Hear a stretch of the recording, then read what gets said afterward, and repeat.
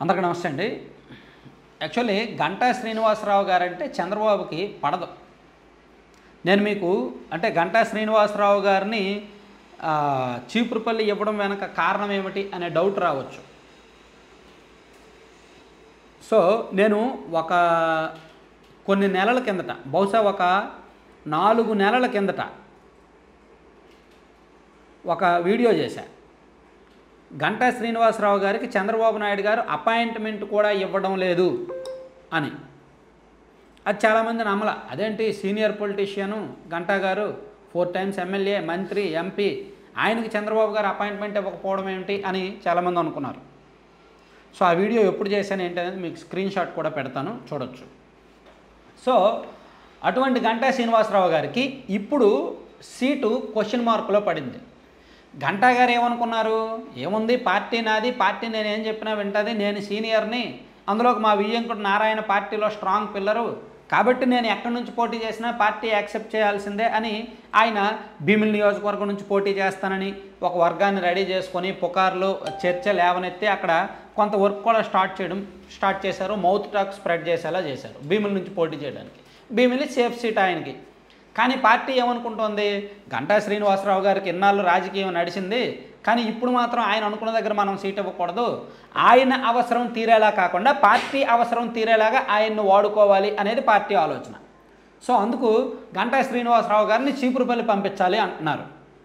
చీపురుపల్లిలో ప్రస్తుత ఇన్ఛార్జిగా నాగార్జున గారు ఉన్నప్పటికీ ఆయన అంత బలమైన నాయకుడు కాదు. అంత దూకుడు లేదు, అంత కలుపుగోలుతనం లేదు, అంత మాటగారితనం లేదు. బొత్స సత్యనారాయణ గారికి ధీటుగా రాజకీయం చేయట్లా. సో గంటా శ్రీనివాసరావు గారు అయితే సరైన ఆప్షను, బొత్సకి పోటీగా ఢీ అంటే ఢీ అనేటట్టు ఉంటుంది అనేది పార్టీ భావించింది.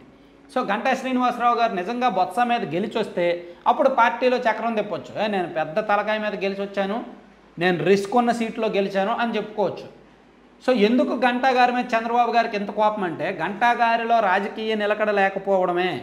2019లో గంటా గారు ఎమ్మెల్యేగా గెలిచిన తర్వాత పార్టీ కార్యక్రమాల్లో లేరు. మున్సిపల్ విశాఖ కార్పొరేషన్ ఎన్నికల్లో పట్టించుకోవాలా, పార్టీ మీటింగ్స్కి రాలా, పార్టీ తరఫున అసెంబ్లీల్లో మాట్లాడాలా, ఎమ్మెల్యేలు సిఎల్పి మీటింగ్కి హాజరవ్వాలా, పార్టీ వాయిస్ వినిపించలా, పార్టీ మారడానికి ప్రయత్నించారా. 2020-21లో అయితే బీజేపీలోకి వెళ్ళడానికో వైసీపీలోకి వెళ్ళడానికో ఏదో ఒక అధికార పార్టీలోకి దూరిపోవడానికి ప్రయత్నించారు. కానీ ఏది అవ్వలేదు కాబట్టి కొన్నాళ్ళు సైలెంట్గా ఉండి ఇప్పుడు ఎన్నికలు ఒక 6 నెలల్లో ఉన్నాయనగా ఇప్పుడు ఈ మధ్య యాక్టివ్ అవుతున్నారు. సో ఇదంతా చంద్రబాబు గారు తెలుసుకొని అనవసరంగా ఇతనికి నేను ప్రయారిటీ ఇచ్చాను, సో ఇతను కరెక్ట్ కాదు అని చెప్పి అతని ప్రయారిటీ పార్టీలో తగ్గిస్తూ వస్తున్నారు. ఎంతగా తగ్గిస్తున్నారంటే, ఒకప్పుడు తనతో పాటు ఒక 3-4 సీట్లు ఇప్పించుకునే వాళ్ళు గంటా శ్రీనివాసరావు గారు. నాతో పాటు ఇదిగో పలానా సీట్ ఇతనికి ఇవ్వాలి, పలానా సీట్ ఇతనికి ఇవ్వాలని సీట్లు ఇప్పించారు. ఇప్పుడు ఆయన సీటుకే డౌటు. ఆయన ఎవరికైనా రిఫర్ చేస్తే వాళ్ళకి సీట్ ఇవ్వట్లా. గంటా శ్రీనివాసరావు గారు క్యాండిడేట్ ఎవరైనా సీటు కోసం ట్రై చేస్తుంటే వాళ్ళకి అపాయింట్మెంట్ కూడా ఇవ్వట్లా బాబు గారు. అంత వ్యతిరేకత ఉంది. ఎందుకు కారణం ఇదే చెప్పాను కదా. పార్టీ ఆపదలో ఉన్నప్పుడు ఎవరెవరైతే హ్యాండ్ ఇచ్చారో, పార్టీ ఇబ్బందుల్లో ఉన్నప్పుడు ఎవరెవరైతే పక్క చూపులు చూశారో అటువంటి వాళ్ళని చంద్రబాబు గారు యాక్సెప్ట్ చేయట్లేదు. అదే లిస్టులో గంటా శ్రీనివాసరావు గారు ఉన్నారు. సో గంటా శ్రీనివాసరావు గారు ఇతర పార్టీల్లోకి వెళ్ళాలని ప్రయత్నం చేసి విఫలమై పార్టీలో సైలెంట్గా ఉండి ఇప్పుడు మళ్ళీ ప్రభుత్వం మీద వ్యతిరేకత ఉంది కదా, టీడీపీ గవర్నమెంట్ వచ్చే అవకాశం ఉంది కదా అని చెప్పి తాను చక్రం తిప్పాలనుకున్నా దానికి చంద్రబాబు గారు అడ్డుకట్ట వేశారు.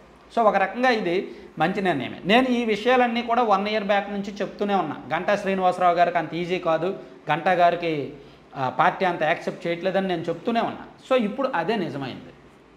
Thank you.